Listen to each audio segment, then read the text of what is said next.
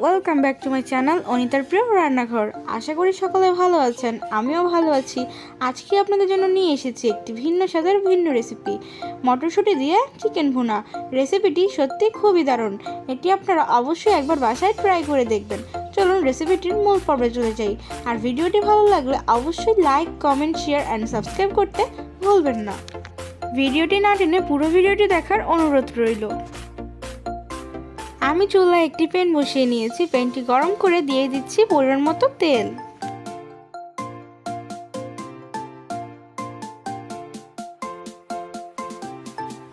তেলটাকে গরম করে এখন আমি দিয়ে দিব তেজপাতা, দিয়ে দিব দারুচিনি, এখন দিয়ে দিব এলাচ, দিয়ে দিব লবঙ্গ। কালারটা চেঞ্জ হওয়া পর্যন্ত আমি কিছু সময় ভেজে নেব।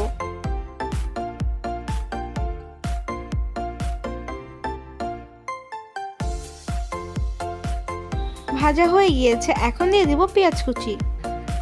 পেঁয়াজটাকে 1 থেকে 2 মিনিটের মতো ভেজে নেব।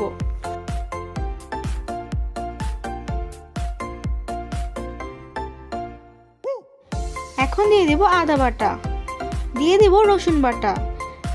আমি এখন 2-3 মিনিটের মতো ভেজে নেব যাতে আদা রসুনের কাঁচা গন্ধটা চলে যায়।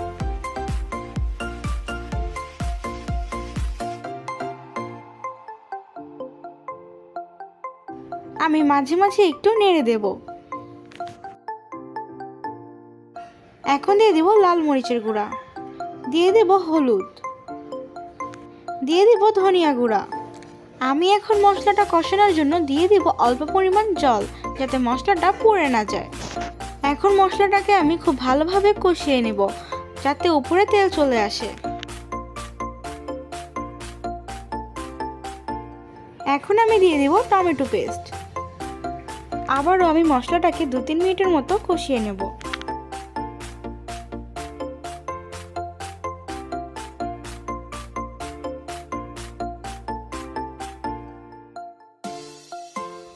দেখুন মশলাটা কষানো হয়ে গিয়েছে, উপরে তেল চলে এসেছে। এবার আমি দিয়ে দেব মুরগির মাংস। আমি মাংসগুলোকে আগে থেকে রেগুলার পিস করে কেটে ধুয়ে জল ঝরিয়ে রেখেছিলাম। এখন মাংসটাকে 8-10 মিনিটের মতো খুব ভালোভাবে কষিয়ে নেব।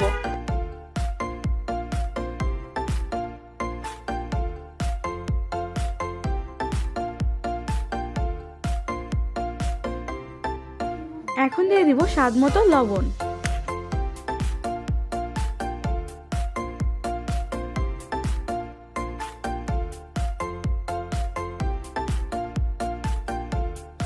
এখন আমি একটি ঢাকনা দিয়ে ঢেকে দেব যাতে মাংসের গায়ে এক্সট্রা জলটা চলে আসে।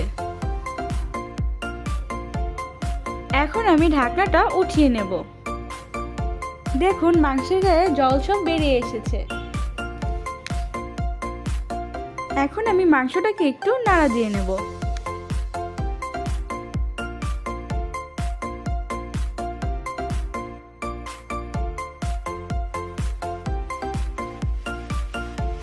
দিয়ে দেব মটরশুঁটি। মটরশুঁটি দিয়ে খুব ভালোভাবে মিক্স করতে হবে। এখন আমি 2-3 মিনিটের মতো খুব ভালোভাবে কষিয়ে নেব।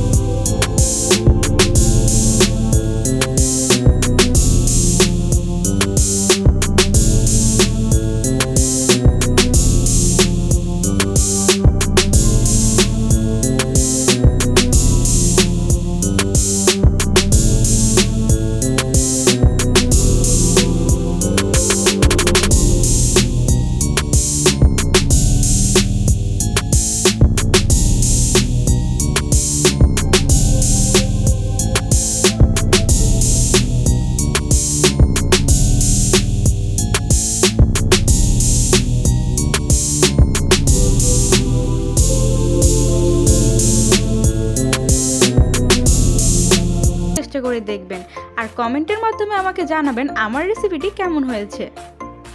আর রেসিপিটি ভালো লাগলে অবশ্যই like, comment, share and subscribe করতে ভুলবেন না। আমার চ্যানেলে আপনাদের পছন্দ মতো কোনো রেসিপি পেতে আমাকে অবশ্যই জানাবেন।